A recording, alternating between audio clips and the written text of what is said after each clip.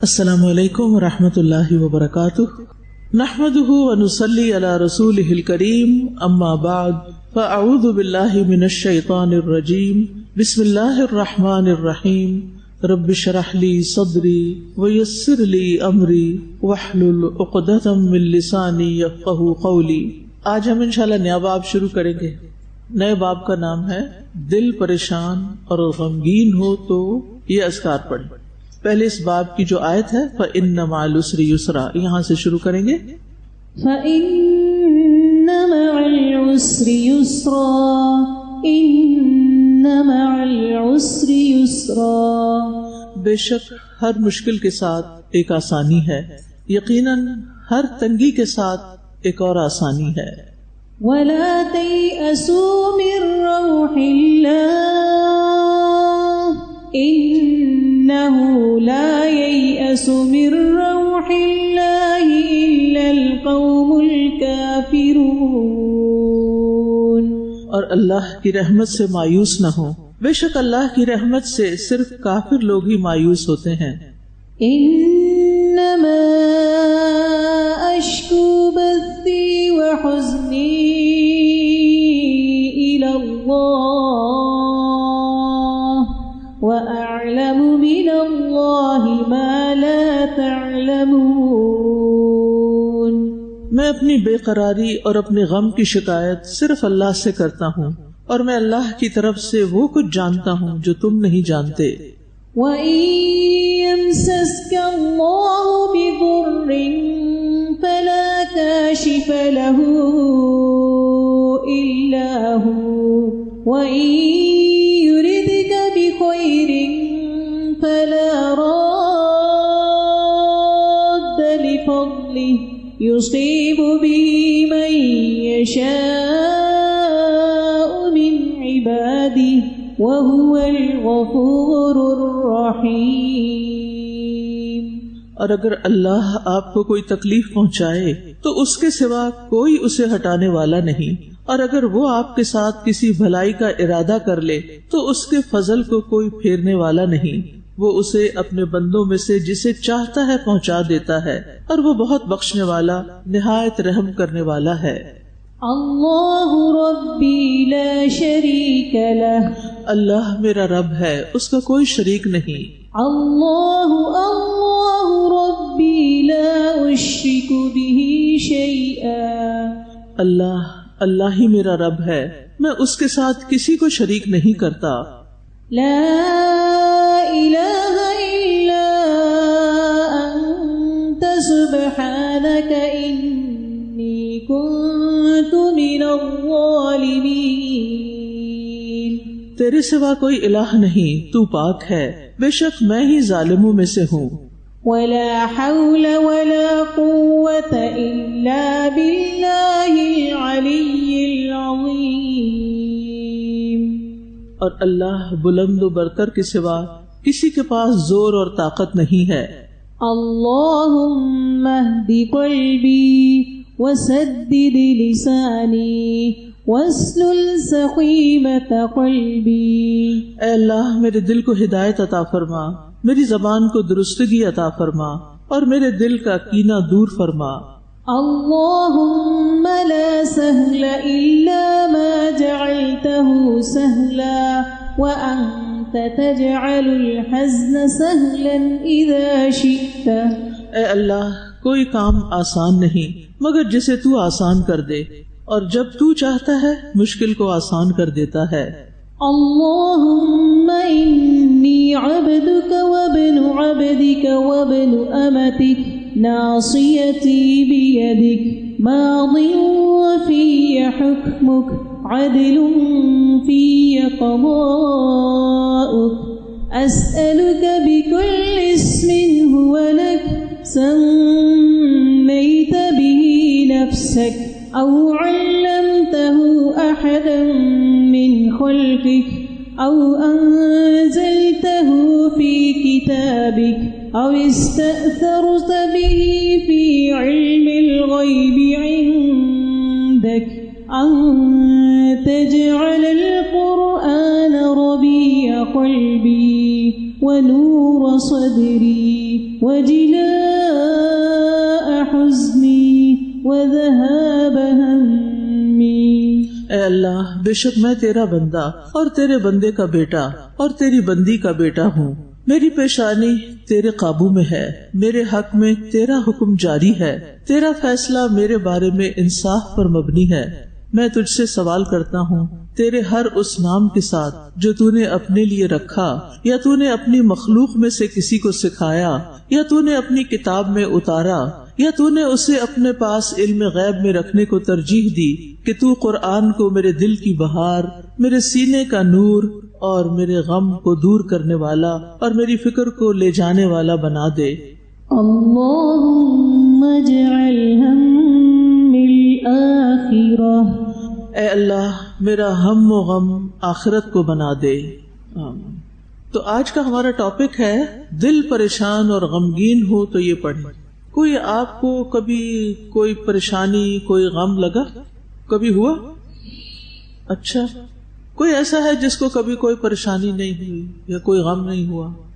کوئی بھی نہیں، سبھی کو ہوتا ہے، سبھی کے ساتھ یہ سلسلے چلتے ہیں. امام ابن القیم رحمہ اللہ فرماتے ہیں، ان کی کتاب ہے طریق الہجرتین.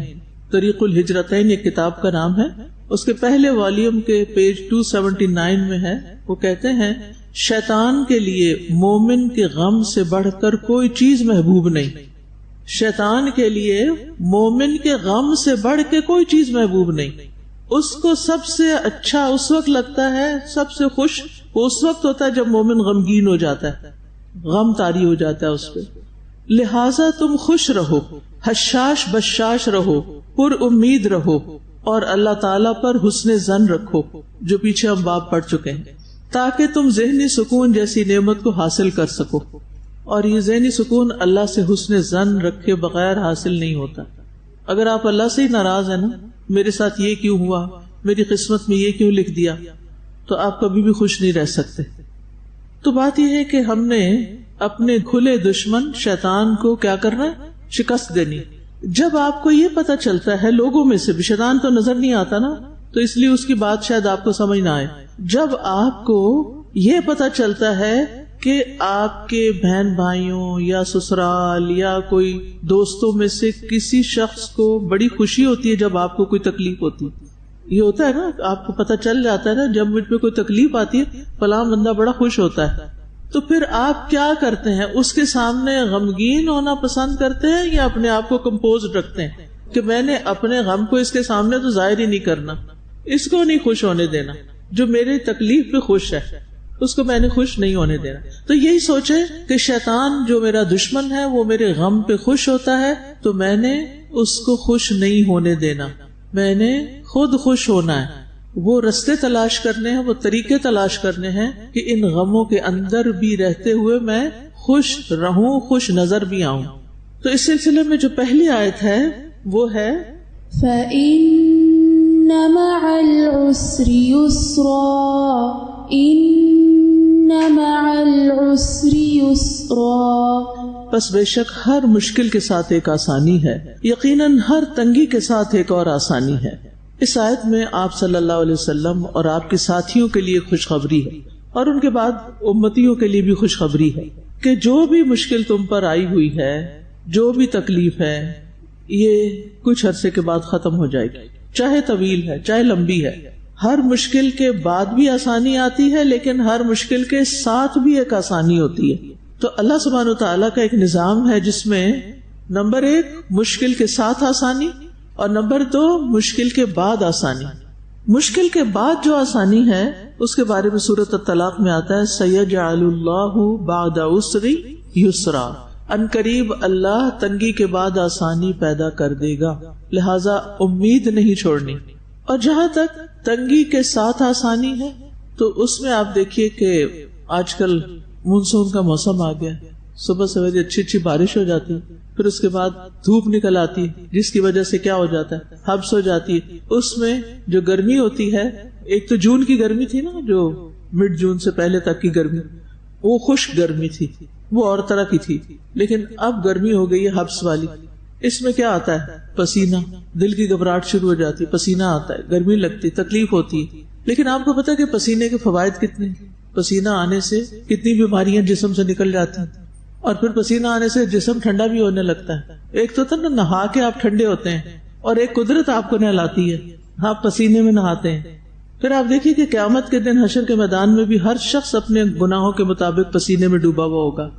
تو یہ دنیا کا پسینہ ہمیں سوچنے پر مجبور کرتا ہے، احساس دلاتا ہے، خیال دلاتا ہے کہ وہ آگے بھی ایک بڑا دن ہے جس میں سورج سوا نیزے پر ہوگا اور ہر شخص پسینے میں ڈوبا ہوگا. سخت گرمی ہوگی، وہ گرمی کا ایک طویل دن ہوگا. تو پھر انسان توجہ کرتا ہے اپنے اعمال کی طرف، اپنا محاسبہ کرتا ہے. اور اس کے علاوہ بھی اس گرمی کے کئی فائدے ہیں آپ کو. اب اس میں آپ دیکھیں جوں گرمی بڑھے گی، حبس بڑھے گی، بارشیں ہوں گی، میٹھے میٹھے آم آئیں گے، رسیلے پھل آئیں گے. بارش کے بغیر کیا ہوتا ہے؟ پھلوں میں رس اس طرح نہیں ہوتا. آپ جتنا چاہے پانی لگا لیں، روز لگا لیں، وہ رس نہیں آئے گا، وہ مٹھاس نہیں آئے گی جو ایک دو بارشوں کے بعد ہی آ جائے گی. گرینری ایک آپ پانی لگاتے ہیں اس سے بھی ہو جاتی ہے پیدا، لیکن ایک جو بارش کے بعد گرینری آتی ہے اس کی خوبصورتی کچھ اور ہوتی ہے. تو ان مع العسر یسرا، لیکن اس یسر کو دیکھنے والی نگاہ ہونی چاہیے کہ یہ جو تنگی اس وقت مجھ پہ آئی ہوئی ہے، جس نے مجھے پریشان کر رکھا ہے، شدید گھبراہٹ میں مبتلا کر رکھا ہے، اس کے ساتھ مجھے آسانی کیا ملی ہوئی ہے. اپنا فوکس ادھر کر دیں، دھیان ادھر کر دیں، آسانیوں کو دیکھنے لگے. ایک شخص بیمار ہو جاتا ہے، بیماری ایک بڑی مصیبت ہے، لیکن آسانی کیا ہے کہ لیٹ جاتا ہے آرام سے بیڈ پہ، جو ویسے اس وقت میں کبھی نہیں لیٹ سکتا. سارے کیئر کرنے لگتے ہیں، سارے آ جاتے ہیں، کوئی کچھ لے آتا ہے آپ کے لیے، کوئی کچھ پوچھتا ہے. وہ سارے جو آپ کو بھولے ہوئے تھے لوگ، جن سے آپ کو شکایت تھی کہ وہ میرا حال ہی نہیں پوچھتے، اب کیا ہوتا ہے؟ بیمار کا حال سب پوچھنا شروع ہو جاتے ہیں. تو اسی طرح باقی چیزوں میں بھی آپ غور کیجئے کہ تنگی کے ساتھ آسانی کیا ہے. آپ کو پتا ہے بچے جو پیدا ہوتے ہیں، ایک تو نارمل ڈیلیوری ہوتی ہے جو اللہ تعالیٰ کی طرف سے قدرت کا ایک نظام ہے، اور ایک سی سیکشن کے ذریعے ہوتی ہے. کیا آپ نے کبھی غور کیا کہ سی سیکشن کے ذریعے جو بچے پیدا ہوتے ہیں ان میں کس کس چیز کی کمی رہ جاتی ہے؟ ان کے کون کون سے مسل ڈیولپ ہی نہیں ہوتے. اب ویسے تو ماں کو بڑی آسانی، وقتی طور پہ آسانی ہو گئی، ٹھیک، لیکن اس کے ساتھ مشکل آ گئی کہ وہ ہیلنگ ٹائم کتنا زیادہ ہو جاتا ہے، اور بازو کے طور کئی کمپلیکیشنز ہو جاتی ہیں. اب دوسرے میں ماں نے بڑی تکلیف اٹھائی، بڑا سارا اجر کمایا، اور بچے کے ساتھ بھی اتنا ہی تعلق مضبوط ہوا کیونکہ تکلیف اٹھا کے پیدا کیا تھا. وہن نہ وہن تھا، ساتھ ہی آسانی بھی ہو جاتی. ڈلیوری ہوئی تو اس کے بعد بہت سی چیزیں خود ہی صاف ستھری، اور بس انسان فارغ ہو گیا. وہ ہیلنگ ٹائم اتنا نہیں ہوتا پھر اس کے بعد. تو ایسے ہی ہر چیز میں جہاں آپ کو تنگی ہو وہاں اس کی آسانی بھی سوچیں کہ اس سے مجھے فائدہ کیا ہو رہا ہے، بینیفٹ کیا ہے اس کا. اور ہر مشکل کا ایک بڑا بینیفٹ تو یہ ہے کہ ساتھ ہی گناہ جھڑنا شروع ہو جاتے ہیں. اب آپ کہیں گے کتنے گناہ جو ابھی تک نہیں جھڑے؟ جی وہ جھڑ گئے تو اب کیا ہوا؟ اب آپ کے درجے بلند ہونا شروع ہو گئے. دنیا میں آپ کو احساس نہیں ہوتا کہ آپ کیا کما رہے ہیں، آج اس تکلیف کی وجہ سے کتنا کما رہے ہیں، لیکن قیامت کے دن جب آپ کو وہ اجر ملنے لگے گا جو آپ کے صبر کی وجہ سے آپ کے حصے میں آیا، تو دوسرے لوگ دیکھ کر تمنا کریں گے کاش ہماری جلد کینچیوں سے کاٹ دی جاتی اور آج ہمیں بھی یہی صبر کا اجر ملتا جو ان لوگوں کو مل رہا ہے. ایک شخص اپنے عمل کی وجہ سے اس درجے تک نہیں پہنچتا، لیکن جب تکلیف آتی ہے اور صبر کرتا ہے تو وہ بہت جلدی اپ لفٹ ہو جاتا ہے. تو ہر تنگی کے ساتھ، ہر مشکل کے ساتھ ایک آسانی ہے، اس لیے مشکلات سے گھبرانا نہیں چاہیے، اور اس بات کا یقین رکھنا چاہیے کہ اللہ تعالیٰ آسانی بھی دیں گے. اللہ تعالیٰ کے نظام میں کوئی رات ایسی نہیں کہ جس کا دن نہ نکلے، کہ ہے کوئی، ہر رات کے بعد دن آتا ہے. اور ویسے اوور آل اگر آپ دیکھیں تو انسان کی زندگی میں آسانیاں زیادہ ہوتی ہیں اور ان کی بنسبت مشکلات کم ہوتی ہیں. بیماری کبھی کبھی آتی ہے، صحت عمومی طور پر انسان کے پاس ہوتی ہے. آسانی کو ہم فار گرانٹیڈ لیتے ہیں، یہ تو ہونی چاہیے تھی، یہ تو ہمارا حق تھا کہ ہمیں یہ سب کچھ ملتا، لیکن مشکل جب آتی ہے تو بھولتا ہی نہیں، مشکل کا وقت کٹتا ہی نہیں، اسی لیے ہم پھر جلدی فرسٹریٹ بھی ہو جاتے ہیں. انسان کو اتنی نعمتیں ملی ہیں کہ جن کو وہ گن نہیں سکتا. قرآن مجید میں آتا ہے نا وَإِن تَعُدُّوا نِعْمَةَ اللَّهِ لَا تُحْصُوهَا، اگر تم اللہ کی نعمتوں کو شمار کرنے لگو تو شمار نہیں کر سکتے، گن نہیں سکتے. اتنی زیادہ، واقعی اتنی زیادہ ہمارے پاس نعمتیں، اگر ہم گننے بیٹھے نا 10-20 کے بعد ہماری گنتی ختم ہو جائے گی، ہمیں نظر ہی نہیں آتی. اس وقت دنیا میں اللہ نے جو کچھ آپ کو دیا نا وہ نعمتیں بے شمار دی ہیں، اور اس کے مقابلے میں تکلیف بیماری، مشکل، مشقت کم ہے، لیکن ہم مشقت کو بھولتے ہی نہیں اور نعمتوں کو یاد رکھتے ہی نہیں. یہ جو بیلنس خراب ہوا ہے نا، اس وجہ سے پھر مشکلیں زیادہ محسوس ہوتی ہیں. ہم روزانہ آرام سے سو جاتے ہیں، کبھی اٹھ کے شکر ادا نہیں کرتے. نہیں کرتے ہوں گے آپ، لیکن عمومی کیا ہے، کبھی ذکر نہیں کرتے الحمدللہ رات بہت اچھی نیند آئی تھی. لیکن ایک رات اگر آپ کو نیند نہ آئے یا آپ کو جاگنا پڑ جائے تو جو بندہ ملے گا نا، آپ اس سے کہانی کریں گے آج میں سو نہیں سکی، آج اتنی گرمی تھی نیند ہی نہیں آئی، آج بستر تبدیل ہوا نیند نہیں آئی، آج بچے نے سونے نہیں دیا، آج یہ ہو گیا، آج یہ ہو گیا. کیا ہم دن میں نعمتوں کا اتنا تذکرہ کرتے ہیں جس کے بارے میں اللہ تعالیٰ نے فرمایا وَأَمَّا بِنِعْمَةِ رَبِّكَ فَحَدِّثْ، نعمتوں کا ذکر کرو. ٹھیک، اس کے مقابلے میں تکلیفوں کا ہم کتنا زیادہ ذکر کرتے ہیں، اور جس چیز کا جتنا زیادہ ذکر کرتے ہیں وہ چیز اتنی ہی ہم پر حاوی ہو جاتی ہے. ٹھیک ہے نا، یعنی اگر ہم تکلیف کا بار بار ذکر کریں گے نا، تکلیف حاوی ہو جائے گی. اب مثلاً جو لوگ فوت ہو جاتے ہیں تو ان کے پیارے پیچھے ان کا غم دیر تک مناتے رہتے ہیں. وہ کیسے؟ کیونکہ جو آتا ہے وہ پھر دوبارہ غم تازہ کر دیتا ہے، پھر تازہ کر دیتا ہے. اس لیے کیا کہا گیا ہے کہ میت پر سوگ کتنے دن کا ہو؟ بس 3 دن. اس کے بعد نکل آؤ اس کیفیت سے، نکل آؤ اس غم سے. کچھ کرو، اب اٹھو اور کچھ کرو. اب پوڑی ڈال کے بیٹھے نہ رہو. لیکن ہمارے یہاں کیا عمومی طور پر ہمارے کلچر میں 40 دن تک لوگ بیٹھے رہتے ہیں. روز آ جاتے ہیں سویرے، آگے گٹلیوں کے ڈھیر رکھ لیتے ہیں، باتیں خوب ہوتی ہیں، کھانے کھاتے ہیں اور ساتھ آیت کریمہ پڑھ رہے ہوتے ہیں. پتہ نہیں وہ پڑھتے ہیں کچھ اور پڑھتے ہیں، مجھے نہیں معلوم، لیکن ایسا سلسلے چل رہے ہوتے ہیں. اگر وہ آیت کریمہ ہی پڑھتے ہیں فار ایگزامپل، اس کا مطلب کیا ہے؟ لا الہ الا انت، تیرے سوا کوئی الہ نہیں، سبحانک، تو پاک ہے، انی کنت من الظالمین، بے شک میں ظالموں میں سے. یہ سارے پڑھنے والے کیا کر رہے ہیں؟ اس کا مردے کو کوئی فائدہ ہے؟ بتائیے، مردے کو کوئی فائدہ نہیں. آپ تو اپنی بات کر رہے ہیں، لیکن بے سوچے سمجھے ہم نے ایسی رسمیں ڈالی ہوئی ہیں. کچھ لوگ باداموں پہ پڑھنا شروع ہو جاتے ہیں، پتہ نہیں ان کو بعد میں کھاتے ہیں یا پھینکتے ہیں، یہ نہیں پتا. تو اس قسم کو خود ساختہ دین ہم نے بنایا ہوا ہے جن چیزوں میں الجھ کر ہم اپنا بھی وقت ضائع کرتے ہیں، بچوں کا بھی کرتے ہیں. اب کچھ لوگ کیوں نہیں کلاس میں آتے؟ جی کو فوت ہو گیا تھا اور اماں وہاں چلی گئی اور پیچھے یہ صاحبہ بچوں کی ٹیک کیئر کر رہی ہیں، ہفتہ ہفتہ چھٹی ہو رہی. یہ کیا بات ہوئی؟ 3 دن کے بعد سب کو کیا کرنا چاہیے؟ اپنے گھر بیٹھنا چاہیے، اپنے کام پہ جانا چاہیے. ہاں، جس کا شوہر فوت ہو گیا وہ 4 مہینے 10 دن تک سوگ کر سکتی اور عدت میں ہوتی ہے وہ خاتون، اس کا معاملہ الگ ہے. اور اس عدت میں بھی اللہ نے ایک سہولت رکھی ہے عورت کے لیے، بہت سے بوجھوں سے اس کو آزاد کیا ہے، سکون کے ساتھ سوچنے کا موقع دیا. بہرحال تو بات یہ ہے کہ جب آپ کو کوئی آسانی ملتی ہے تو آپ ذکر کم کرتے ہیں، جب کوئی مشقت آتی ہے تو آپ ذکر زیادہ کرتے ہیں. تو اس کو کیا کرنا ہے؟ ریورس کرنا ہے. سختی اور تکلیف آئے تو آسانی کا انتظار کرنا ہے، اور یہ یاد رکھنا ہے کہ ایک تنگی 2 آسانیوں کے ساتھ گھری ہوئی ہے، ایک اس سے پہلے اور ایک اس کے بعد. آسانی تھی، تنگی آ گئی، اب تنگی کے بعد پھر کیا آئے گا؟ آسانی آئے گی.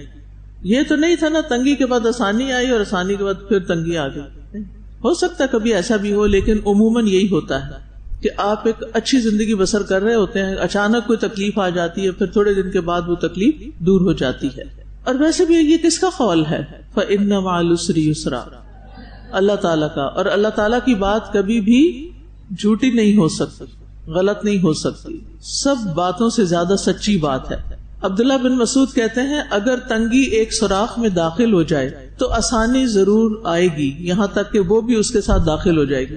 یعنی جہاں تنگی داخل ہوگی آسانی اس کے ساتھ داخل ہوگی. ابراہیم علیہ السلام کی مثال دیکھیں، ان پہ مصیبت آئی، تکلیف آئی، کہاں تک؟ قالوا حرقوه وانصروا آلهتكم ان کنتم فاعلین. ساروں نے سازش کی مل کے، کیا کرو؟ ابراہیم علیہ السلام کو جلا ڈالو اور اپنے معبودوں کی مدد کرو اگر تم کچھ کرنے والے. اللہ تعالیٰ نے کیا فرمایا؟ قلنا یا نار کونی بردا وسلاما علی ابراہیم، ہم نے کہا اے آگ تو ابراہیم پر ٹھنڈی اور سلامتی والی ہو جا. موسیٰ علیہ السلام کی مثال ہمارے سامنے، تنگی تھی، مشقت تھی، لمبے عرصے کی آزمائش تھی، لیکن آخر میں کیا ہوا؟ وَأَنْجَيْنَا مُوسَىٰ وَمَن مَّعَهُ أَجْمَعِينَ ثُمَّ أَغْرَقْنَا الْآخَرِينَ، کہ موسیٰ اور اس کے تمام ساتھیوں کو ہم نے بچا لیا اور دوسرے گروہ کو وہاں غرق کر دیا. ایوب علیہ السلام کی مثال ہے، کتنے سال تکلیف رہی؟ 18 سال. کیا دعا مانگی؟ انی مسنی الضر وانت ارحم الراحمین. کتنا زبردست حسن ظن ہے، اللہ میں تکلیف میں ہوں اور آپ تو ارحم الراحمین ہیں. پھر بھی یہ مانتے اور کہتے ہیں کہ آپ ارحم الراحمین ہیں. ہمیں کوئی تکلیف آئے تو ہم کیا سوچنے لگتے ہیں کہ اللہ تعالیٰ ارحم الراحمین ہے، اس کے الٹ سوچتے ہیں. پھر کیا ہوا؟ اللہ تعالیٰ نے ان کی بیماری کو دور کر دیا اور ان کی نعمتوں میں اضافہ کر دیا. یوسف علیہ السلام کی مثال ہمارے سامنے ہے. یوسف علیہ السلام کو بہت سی مشقتوں سے گزرنا پڑا. بھائیوں نے حسد کیا، کنویں میں پھینک دیا، غلام بنا کے بیچے گئے، ان کی عزت پر تہمت لگائی گئی، ظلم سے قید کیا گیا. لیکن پھر کیا ہوا؟ کہاں پہنچے؟ جہاں عام لوگ نہیں پہنچتے، جو بے صبر لوگ ہوتے ہیں وہ نہیں وہاں پہنچتے. مصر کی حکومت ان کو ملی. تو بہرحال خلاصہ یہی ہے کہ تنگی کے ساتھ آسانی بھی ہوتی ہے.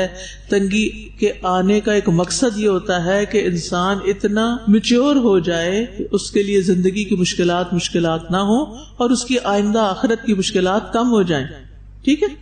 وَلَا تَيْأَسُوا مِن رَّوْحِ اللَّهِ إِنَّهُ لَا يَيْأَسُ مِن رَّوْحِ اللَّهِ إِلَّا الْقَوْمُ الْكَافِرُونَ. اور اللہ کی رحمت سے مایوس نہ ہونا. بے شک اللہ کی رحمت سے صرف کافر لوگ ہی مایوس ہوتے ہیں. یعنی دوسرے لفظوں میں مومن اللہ کی رحمت سے مایوس نہیں ہوتے. اگر کسی کی زندگی میں مایوسی آ گئی ہے تو اس کو کیا کرنا چاہیے؟ فکر کرنی چاہیے کہ کہیں میرا ایمان تو نہیں چلا گیا. کیونکہ ایمان کے ہوتے ہوئے مایوسی نہیں ہوتی. ایمان اور مایوسی دو مختلف چیزیں ہیں. اگر مایوسی آ رہی ہے تو پھر کیا کرنا چاہیے؟ ایمان بڑھانے کی فکر کرنی چاہیے، ایمان میں اضافہ کرنا چاہیے. یہ جو آیت ہے نا، یہ حضرت یوسف علیہ السلام ہی کے کانٹیکسٹ میں ہے. یعقوب علیہ السلام نے جب بنیامین بھی مصر رہ گئے تو پھر اپنے بیٹوں سے کہا، اے میرے بیٹو جاؤ اور یوسف اور اس کے بھائی کا سراغ لگاؤ. سال ہا سال گزر چکے تھے لیکن مایوس نہیں ہوئے تھے. پھر امید سے جاؤ ڈھونڈ کے لاؤ، ابھی بھی کوشش جاری رکھو. تو بندہ مومن کب تک کوشش جاری رکھتا ہے؟ ہینڈز اپ نہیں کرتا، ہاتھ پاؤں چھوڑ نہیں دیتا، مسلسل کوشش کرتا ہے حتیٰ کہ اپنا مقصد پا لے. اور کہا وَلَا تَيْأَسُوا مِن رَّوْحِ اللَّهِ، اور اللہ کی رحمت سے مایوس نہ ہونا. بھائی اگر نہ بھی ملے تو اللہ کی رحمت سے مایوس نہیں ہونا، پھر صحیح. اور بے شک اللہ کی رحمت سے صرف کافر لوگ ہی مایوس ہوتے ہیں. اللہ اکبر. اس سے کیا پتہ چلتا ہے کہ مایوسی کیا ہے؟ کفر ہے. اور کفر کیا ہے؟ کبیرہ گناہ ہے. اور پھر آپ دیکھیے کہ روح اللہ کیا ہے؟ روح کا اصل معنی ہوتا ہے سانس لینا. اسی مادے سے روح بھی ہے. روح ہوتی ہے ہمارے اندر تو ہم سانس لے سکتے ہیں. روح چلی جائے تو سانسیں بھی بند ہو جاتی ہیں. تو مطلب یہ ہے کہ سانس بند ہونے سے جو گھٹن اندر پیدا ہو جاتی ہے نا، ٹھیک ہے، وہ کب پیدا ہوتی ہے؟ جب غم آتا ہے. اور جب انسان کی اللہ تعالیٰ پر امید ہوتی ہے تو پھر اسے سانس آتی رہتی ہے. وہ اللہ کی طرف سے روح میں ہوتا ہے، راحت میں ہوتا ہے. تو اللہ تعالیٰ کی رحمت محسوس کرتے ہوئے انسان راحت میں ہوتا ہے.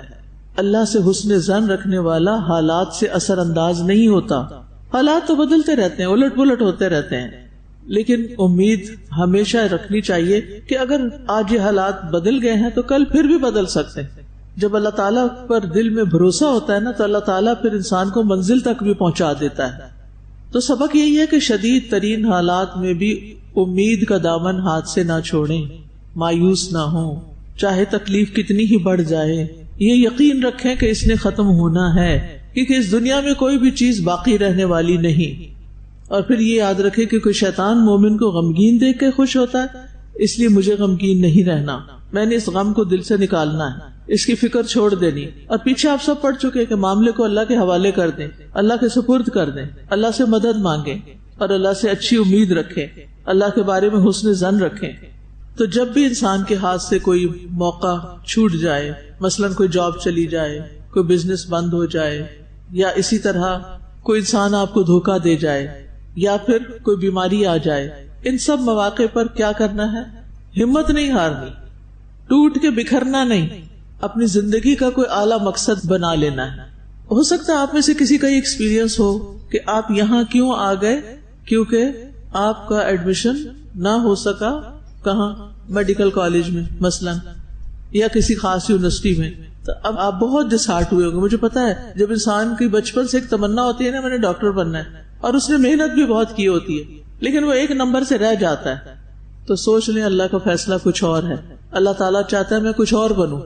اس وقت نہیں سمجھ آتی, اس وقت انسان بڑی تکلیف میں ہوتا ہے کہ یہ کیوں ہو رہا ہے, وائی میں نے تو یہ کرنا ہے, اور انسان ایکسپٹ نہیں کرتا, ڈینائل میں ہوتا ہے, نہیں یہ نہیں ہونا چاہیے, نہیں ہو سکتا, میں نہیں مانتی اس کو, چلو ٹھیک ہے ایک اٹیمپٹ اور کر لیں, ایک اور کر لی, پھر بھی نہیں ہوا, اب تو کچھ اور سوچنا پڑے گا. کچھ لوگ تو 999 بار اٹیمپٹ کرتے ہیں ایڈیسن کی طرح, اور پھر 1000ویں دفعہ کیا بن جاتا ہے, روشنی کا بلب, کیونکہ وہ 999 ٹائم جو ہے وہ کوشش ضائع نہیں ہوئی, اس سے جو تجربہ حاصل ہوا اس نے آخری دفعہ کام کروا دیا. تو ایسا بھی ہوتا ہے کہ اگر آپ کی زندگی میں کوئی واضح ایسا مقصد ہے جو لازماً اچیو ہونا چاہیے اور بہت فائدے کا ہے آپ کے بھی لوگوں کے بھی, تو پھر اس کے لیے آپ محنت کرتے ہیں, بار بار کرتے ہیں, بار بار اٹیمپٹ, پیچھے نہیں ہٹتے. آپ مثلا قرآن حفظ کر رہے ہیں, کچھ لوگ تو جلدی سے سبق سنا دیتے ہیں اور جلدی سے بھول بھی جاتے ہیں بس, اور کچھ لوگوں کو بہت ٹائم لگتا ہے, تو وہ پریشان نہ ہو, اس میں خیر ہے, زیادہ پڑھنے کا موقع مل رہا ہے. اچھا اب آپ دیکھیے کہ ہو سکتا ہے کہ آپ نے کوئی زندگی کی راہ اختیار کی ہو, وہاں ہو گیا کوئی حادثہ اور آپ کو آنا پڑ گیا الہدا. صرف ہاتھ کھڑا کر دیجئے, کوئی ایسا چانس ہوا تھا کہ آپ تو کہیں اور جا رہے تھے اور وہ جہاز یہاں لینڈ ہو گیا؟ جی بہت سارے ہاتھ کھڑے. یس, ایسے زندگی میں ہوتا ہے. اچھا پھر کیا ہوتا ہے, ہم کچھ عرصہ تکلیف میں رہتے ہیں, پھر قرآن ہیل کرنے لگتا ہے, پھر ہم اس کو انجوائے کرنے لگتے ہیں, پھر ہم اس کو زندگی کا مقصد بنا لیتے ہیں. آپ کو پتہ ہے کتنے ہی ڈاکٹرز ہیں جنہوں نے MBBS کرنے کے بعد, جاب کرنے کے بعد, کل ہی بلکہ میری کسی سے ملاقات ہوئی, آرمی میں ڈاکٹر رہ چکی ہیں اور بہت ایکسپیرینس ڈاکٹر ہیں, سب کچھ ہے. کہتی ہے اب جب سے میں نے قرآن پڑھنا شروع کیا میرا کسی چیز میں دل نہیں لگتا, میں سوچتی ہوں میں نے اس کو ٹائم کیوں نہیں دیا. تو کچھ لوگ تو وہاں پہنچ کر بھی واپس آتے ہیں کہ نہیں یہ کرنا ہے, اور کچھ لوگ چانس ہوتے ہوئے بھی اب صحیح اویل نہیں کرتے. بہرحال اب اگر زندگی میں ایسا کوئی موڑ آ جائے نا, مثلاً آپ کوئی بچپن سے منگنی ہوئی بھی تھی کسی کے ساتھ, اور پھر اچانک اس لڑکے کا موڈ بدل گیا, کوئی اور لڑکی پسند آ گئی, ایسا ہوتا ہے, ایک جی اونچی سی آئی ہے, جی ایسا ہو جاتا ہے. اب آپ اپنے دل سے نکال ہی نہیں پا رہے اس کو, اور اس نے کسی اور سے شادی کر کے اپنا گھر بسا لی, آپ ایکسپٹ ہی نہیں کر پا رہے. زندگی میں ایک ایسا موڑ آ گیا, اب کرے تو کرے کیا. اسی طرح اور بھی بہت سے مواقع ہو سکتے ہیں جس میں چیزیں آپ کی مرضی کے مطابق نہیں ہوتی. میں یونیورسٹی میں پڑھاتی تھی اور یونیورسٹی کی کچھ پالیسیز کے ساتھ مجھے اختلاف تھا کہ یہ اس طرح نہیں, اس طرح ہونا چاہیے. کافی سجیشن دی, لیکن جب نئی بات بنی تو میں نے ایک دن سوچ لیا یہ میری آخری کوشش ہے اس راستے کی. اگر یہ کامیاب نہ ہوئی تو جو میرے ڈریمز ہیں وہ پھر کسی اور طرح پورے ہوں گے, اور وہ الہدا کی شکل میں پورے. میں کبھی کبھی سوچتی ہوں اگر یونیورسٹی والے میری باتیں مان لیتے اور میں وہیں پر رہ جاتی تو الہدا نہ ہوتا. اللہ کسی اور سے کام لے لیتا, یہ تو اللہ کے کام ہے, لیکن میرے ہاتھوں نہ ہوتا. اس وقت جب آپ کے اندر صرف ڈریمز ہوتے ہیں, خواب ہوتے ہیں, آپ کے سامنے کوئی مٹیریل چیز نہیں ہوتی, کچھ بھی نہیں ہوتا, آپ کے ہاتھ بھی خالی ہوتے ہیں, صرف آپ کے خواب ہوتے ہیں, صرف آپ کی تمنائیں ہوتی ہیں اور دعائیں ہوتی ہیں, اور بس آپ کے ہاتھ میں کچھ نہیں. ان کو بھی معمولی نہ سمجھیں.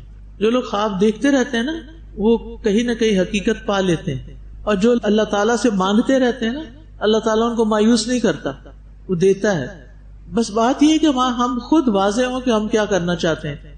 آپ کو کوئی پیشن ہو, کوئی شوق ہو, کوئی جذبہ ہو.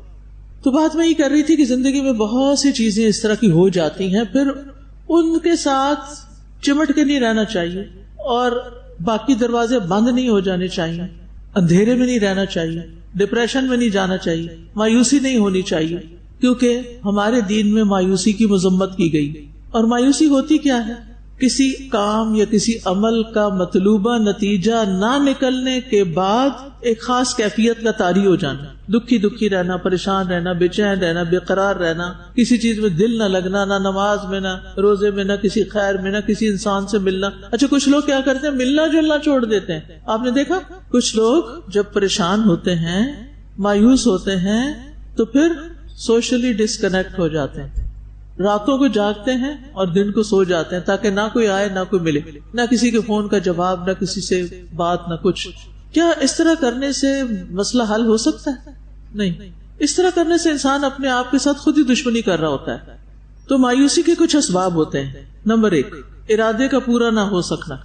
مثلاً آپ چاہتے ہیں آپ کی نماز بہت اچھی ہو، بڑی خشوع و خضوع والی، لیکن آپ پڑھ ہی نہیں پا رہے، اس طرح کی نماز نہیں پڑھ پاتے. پھر کیا ہوتا ہے؟ میرا نہیں خیال کہ میں کبھی ایسی پڑھ سکوں، اس لیے کوشش بھی نہیں کرتا. نہیں، کوشش نہیں چھوڑنی. مایوسی نہ کرنے کا مطلب کیا ہے؟ کوشش جاری رکھنا. جو شخص کسی چیز کو پانے کے لیے کوشش جاری رکھتا ہے وہ مایوس نہیں ہوتا. پھر دوسری بات، کسی کام کا مطلوبہ نتیجہ نہ نکلنا. آپ ایک خاص چیز بنا رہے تھے، وہ کچھ اور ہی بن گئی. کبھی ایسا بھی ہوتا ہے نا، کبھی زندگی میں آپ نے کوئی ایسا کام کیا، ہر دفعہ کیا اور ٹھوکر کھائی، اور پھر کیا اور ٹھوکر کھائی. مجھے پودے اگانے کا بہت شوق ہے. اب آپ تو نہیں بتائیں گے مجھے اپنی کوئی ناکامی کی کہانی، تو میں ہی بتا دیتی ہوں. خاص طور پر آم کھانے کا بہت شوق ہے، تو وہ پھر لگانے کا بھی بڑا شوق تھا کہ بازار سے تو آتے ہیں تھوڑے تھوڑے، تو اپنے درخت پہ لگے ہوں تو شیخ چلی کی طرح، یعنی کہ خوب ڈھیر سارے کھائیں، پھر انسان کو روکے بھی نہ. تو ہر سال میں اپنی کیاری میں آم کی گٹلی بو دیتی تھی، اور وہ پھوٹ بھی پڑتی تھی، اور وہ اچھا خاصا پودا اتنا بڑا بھی ہو جاتا تھا. لیکن جو ہی سردی آتی وہ جل جاتا، ہر سال جل جاتا، ہر سال جل جاتا. اور اتنی عقل نہیں تھی کہ کسی مالی سے یا کسی سے پوچھا جائے یا سیکھا جائے. یہ بھی عقل نہیں ہوتی نا ہمیں کہ اگر ہم ایک خاص ناکامی کا شکار ہیں تو بھئی کسی کے پاس جائیں اور اس سے کوئی حل پوچھیں کہ میں اس سے کیسے نکلوں، یہ میرے ساتھ بار بار یہی ہو رہا ہے. کچھ لوگ اپنی غلطی بار بار ریپیٹ کرتے ہیں کیونکہ ان کو پتہ ہی نہیں کہ اس سے نکلنے کا راستہ کیا. تو بہرحال پھر میں نے ٹھان لی آج کے بعد میں نے نہیں لگانا، اور پھر نہیں لگایا آم، کیونکہ اللہ تعالیٰ نہیں چاہتا تھا کہ میں آم لگانے کے شعبے میں چلی جاؤں. وہ مجھ سے کوئی اور کام لینا چاہتا تھا، اس لیے اس نے مجھے وہاں آگے نہیں بڑھنے دیا. ورنہ تو اللہ کی طرف سے الہام ہو جاتا ہے، اچھا یہ ایسا نہیں ہو رہا، چلو فلاں سے پوچھو، کرتے ہیں، پھر کچھ اور کرتے ہیں. پھر اسی طرح یہ ہے کہ کچھ مشکلات اس لیے بھی مشکلات ہوتی ہیں کہ جس میں دنیا کی زندگی کے بارے میں ہمارا رویہ، پرسپیکٹو، ہماری سوچ درست نہیں ہوتی. ہم دنیا کو کیا بنانا چاہتے ہیں؟ جنت. تو کیا دنیا جنت بن سکتی ہے؟ کوئی ایک مجھے بتائے کہ اس نے جنت بنائی تھی. نمرود نے شاید بنائی تھی، یا پتہ نہیں کس نے، شداد نے. جی ہاں. اور اس کے علاوہ بھی مختلف بادشاہوں نے بڑے بڑے محلات تعمیر کر کے جنت بنانے کی کوشش کی. اور آج بھی ہر کوئی نا اپنی کیپیسٹی کے مطابق کوئی نہ کوئی جنت بنانے کے لیے محنت کرتا رہتا ہے. لیکن دنیا کو اللہ نے اس ڈیزائن پہ بنایا ہی نہیں کہ جنت بن سکے. جنت ایک اور جگہ پر، اس کے حصول کے لیے یہاں کام کرنا ہے، جس میں ناکامیاں بھی ہوں گی، اور یہ ناکامیاں اس زندگی کا حصہ ہے، یہ تکلیفیں اس زندگی کا حصہ ہے. اللہ نے خود فرما دیا ضرور آزماؤں گا تمہیں مختلف طرح کی چیزوں سے، خوف سے، بھوک سے، مال جان کی کمی سے، وغیرہ وغیرہ. اور یہ بھی عبادت ہی کی ایک کیفیت ہوتی جب انسان کو اس ناکامی کے دور سے گزرنا پڑتا ہے. تو جس شخص کو یہ پتا چل جائے نا یہ دنیا جنت نہیں ہے اور نہ یہ بن سکتی ہے، اور یہ پرفیکٹ ہے نہیں اور نہ ہو سکتی ہے، تو وہ پھر پرفیکشن کے چکر میں نہیں پڑے گا. پھر وہ جو کر سکا کر لیا، اور اس کے بعد نتیجہ اللہ کے حوالے. اور وہ اس پریشانی میں نہیں ہوگا پتہ نہیں ٹھیک ہوا کہ نہیں، ہائے لوگ کیا کہیں گے، ہائے یہ ہو گیا، میں پیچھے رہ گئی، فلاں ہو گیا. پھر چوتھی چیز یہ ہے کہ دنیا میں ناکامیوں کے تجربات کا زیادہ ہونا. ایک تو نا نارمل ہے، ہر شخص کی زندگی میں کامیابی بھی ہوتی ہے، ناکامی بھی ہوتی ہے، یہ تو بڑی نارمل سی بات ہے. لیکن کچھ لوگ ہوتے ہیں جن کی آزمائشیں ذرا زیادہ شدید ہوتی ہیں، جیسے انبیاء کی. حدیث میں آتا ہے نا سب سے زیادہ تکلیف کس پہ آتی ہے؟ انبیاء پہ آتی ہے. حالانکہ وہ اللہ کے سب سے زیادہ پیارے بھی ہوتے ہیں، پھر بھی تکلیف آتی ہے. تو اس کے پیچھے کوئی مصلحت ہے نا، کوئی حکمت ہے. اسی طرح پھر ان کے بعد ان پہ تکلیفیں زیادہ آتی ہیں جو ان سے زیادہ قریب ہوتے ہیں، اور ہر انسان کے دین کے مطابق اس پر آزمائش آتی ہے. زیادہ مضبوطی ہے دین میں یا شوق ہے یا محبت، آزمائش بھی زیادہ ہوگی. اب اس وقت شیطان ہمیں بھلوا دیتا ہے کہ یہ تو اللہ کی محبت کی علامت ہے، یہ تو پیغمبروں والا راستہ ہے، اللہ تعالیٰ نے میرے ساتھ ظلم نہیں کیا کہ مجھے دوسرے لوگوں سے زیادہ آزمایا. کیونکہ پتہ کیا ہوتا ہے، ہم کمپیریزن بہت کرتے ہیں، ہمارے پاس یہ نہیں، فلاں کے پاس یہ ہے. آپ کو پتہ ہے میں نے بچپن میں ایک کہانی شاید پڑھی علامہ اقبال کے بارے میں کہ انہوں نے 9 سال کی عمر میں شاعری شروع کر دی. ٹھیک ہے، شعر کہنا شروع کر دی. اچھا جب میں 9 سال کی ہوئی نا، 9 سے 10، تو میں اکثر یہ سوچ کے پریشان ہوتی تھی کہ میں نے ابھی تک کوئی شعر کیوں نہیں کہا. ہر کوئی شاعر تھوڑی پیدا ہوتا ہے، اس وقت اتنی عقل تو نہیں ہوتی. بعض اوقات ہم بڑے ہو کر بھی بچے بنے رہتے ہیں. فلاں نے اس ایج میں PhD کر لی تھی، میں نے ابھی تک کیوں نہیں کی. فرسٹریشن، میرا خیال ہے میں نہیں کر سکتی، وائنڈ اپ کرو اس کو، چھوڑو اس کام، کچھ اور کرو. کچھ لوگ یہی کچھ کرتے رہتے ہیں، ایک کام شروع کرتے ہیں، ایک دفعہ ناکامی ہوئی ادھر ہی کام چھوڑا، پھر کچھ اور کرنے لگ گئے، پھر کچھ اور کرنے لگ گئے، اور نتیجہ کیا ہوا؟ کہیں کبھی نہ رہے۔ آپ دیکھیں دنیا کے جو بڑے بڑے کامیاب تجربے ہیں، جیسے مثلا سوزوکی گاڑی، تو یہ تھوڑی کرتے ہیں سوزوکی والے جو اون کرتے ہیں اس کو، کہ ایک دفعہ سوزوکی بنائی، لوگوں نے شکایت کی اس میں یہ نہیں، انہوں نے کہا چلو کوئی اور گاڑی بنا لیتے ہیں۔ اچھا وہ اس میں کوئی اور شکایت آ گئی، اچھا کوئی اور گاڑی بنا لیتے ہیں۔ انہوں نے یہ نہیں کیا، انہوں نے اسی کے اندر مزید امپروومنٹس، مزید امپروومنٹس، مزید امپروومنٹس، نئے نئے تجربے نہیں کیے۔ اچھا اسی طرح آپ دیکھیے کہ مثلا ہم نے یہاں داخلہ لے لیا تجوید کورس میں، ہم سے ٹھیک نہیں ہو رہی، آواز نہیں نکل رہی، مخارج نہیں صحیح، رولز یاد نہیں ہو رہے، چلو کسی اور کورس میں چلے جاتے ہیں، وہاں جا کے ایک اور مشکل پڑی، چلو کوئی اور کچھ کر لیتے ہیں، نہ ادھر کے نہ ادھر کے نہ ادھر، کچھ بھی نہیں کیا زندگی۔ بھائی 10 سال بھی لگے نا ایک چیز میں، تو جو آپ کا شوق ہے نا اس کے لیے 10 سال لگانا بھی کوئی حرج نہیں۔ یحییٰ ابن معین امام احمد بن حنبل کے ساتھ 50 سال تک رہے۔ علماء نے اپنی زندگیاں لگائی ہیں مختلف کاموں میں، اور اپنے اسی چیز کو امپروو کرتے رہے، کیونکہ زندگی ہوتی ہے 2-4 تجربے کرنے کی، پھر یہ نہیں ہوتا کہ تھوڑے سے آپ بڑے ہوئے تو پھر اور تجربے، آپ کی تجربوں کی نظر ہی ساری زندگی کر دیں، یہ نہیں ہو سکتا۔ کسی بھی کام میں اگر مشکل پیش آ رہی ہے تو یاد رکھیں انا مع العسر یسرا، آسانی بھی آئے گی، ابھی ذرا ٹھہر کے آئے گی، صبر کرنا ہے مجھے۔ تو جو لوگ ذرا زندگی میں زیادہ تکلیفوں سے گزرتے ہیں وہ پھر مایوس ہونے لگتے ہیں، یہ بھی ٹھیک نہیں۔ پھر آپ دیکھیں کچھ لوگوں کی طبیعت ہی ایسی ہوتی ہے کہ وہ غمگین رہنا، غم کی باتیں کرنا، پریشانیوں کی باتیں کرنا، وہ ان کو پسند ہوتا ہے، پتہ نہیں وہ ان کی اسپیشلٹی ہوتی ہے، یہ کیا ہوتا ہے۔ آپ کسی ایسے شخص کو جانتے ہیں کہ جو اب میں بات کر رہی ہوں آپ کے ذہن میں وہ شخص آ گیا ہو؟ میری زندگی میں بھی کچھ لوگ ہیں ایسے، ان سے جب بات کرو، فون کرو یا ملاقات کرو یا ان سے ملو، کچھ بھی کرو، ان کی گفتگو کا آغاز منفی باتوں سے ہوتا ہے۔ تمہیں یہ خبر ملی ہے فلاں کے ساتھ کیا ہو رہا ہے، تمہیں پتہ ہے فلاں کتنا بیمار ہے، تمہیں پتہ ہے فلاں جو ہے اس کے ساتھ کیا ہو رہا ہے۔ پریشان کن خبریں، پریشان کن باتیں، مایوس کن باتیں، ٹاکسک لوگ۔ تو بس آپ کیا سوچیں، یہ ایسے ہی ہیں، اب پہلے سے ہی سوچے وہ آج آ رہے ہیں نا، یہ سننی پڑیں گی باتیں، دل پہ نہیں لینا۔ تو اگر ہم خود ان میں سے ایک ہیں، یعنی ہم اس وقت تو سیکنڈ پرسن کی بات کریں، اگر وہ فرسٹ پرسن ہم خود ہی ہیں تو ہمیں سوچنا ہے کہ یہ ہمارے لیے کچھ ٹھیک نہیں ہے، یہ کچھ صحیح نہیں ہے، کیونکہ اللہ کی رحمت سے نا امید ہونا، نعمتوں کی کمی کا ذکر کرتے رہنا، یہ درست نہیں، اور مایوسی تو کبیرہ گناہ ہے، کفر ہے۔ اور کافروں کی مشابہت سے بھی بچنا ہے۔ ان کی زندگیوں میں مایوسی آتی کیونکہ ان کے لیے نہ آخرت ہے نہ اللہ کی رحمت کا ان کو کوئی کانسیپٹ ہے، تو وہ یہ رویہ اختیار کرتے ہیں۔ ان کی دیکھا دیکھی آپ بھی اسی راستے میں چل پڑے، ہر وقت نماز میں تو پڑھتے ہیں غیر المغضوب علیہم ولا الضالین، اور پھر جب عملی زندگی آتی ہے تو وہی چیزیں آپ بھی کرنے لگتے ہیں۔ تو اللہ سبحانہ وتعالیٰ اپنے بندوں کو مایوسی سے بچاتا ہے اور بندوں کی مایوسی پر مسکراتا بھی ہے۔ اصل میں اللہ تعالیٰ کیوں چاہتے ہیں کہ ہم مایوس نہ ہوں؟ کیونکہ مایوسی میں بڑے نقصان ہیں۔ مایوسی انسان کے اندر کمزوری پیدا کرتی، ارادے کی کمزوری، کام کی کمزوری۔ مایوسی انسان کو اللہ کی نعمتوں سے فائدہ اٹھانے نہیں دیتی، انسان کے اندر سے سکینت ختم ہو جاتی، ہمیشہ انسان کو محرومی اور پریشانی کا احساس رہتا ہے، بہت سی نعمتوں کا احساس ہی نہیں ہوتا۔ ایسا انسان خود غرضی کا شکار ہو جاتا، اس کو صرف اپنا ہی غم کھا رہا ہوتا ہے، وہ کسی کے کام نہیں آتا، سنگ دل ہو جاتا ہے انسان، بے حس ہو جاتا ہے، اور بعض کیسز میں تو انسان خودکشی کی طرف سوچنے لگتا ہے۔ تو مایوسی میں ہلاکت ہے۔ ابن مسعود کہتے ہیں تباہی 2 چیزوں میں ہے، مایوسی اور خود پسندی، القنوط والعجب۔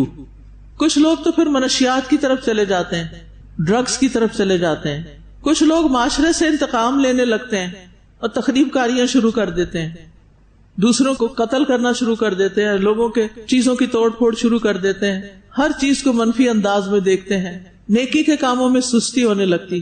آج ہی مجھے ایک میسج ملا، اس وقت ٹائم ختم ہے ورنہ میں آپ کو پڑھ کے سناتی، کہ خاتون ہیں جن کی زندگی میں بڑی نعمتیں تھیں، بہت نعمتیں، اچانک سب کچھ ختم ہو گیا۔ اور یہ کئی لوگوں کے ساتھ آپ نے سنا ہوگا، جو دوسروں کی مدد کرنے والے تھے آج خود مدد کے محتاج ہو گئے۔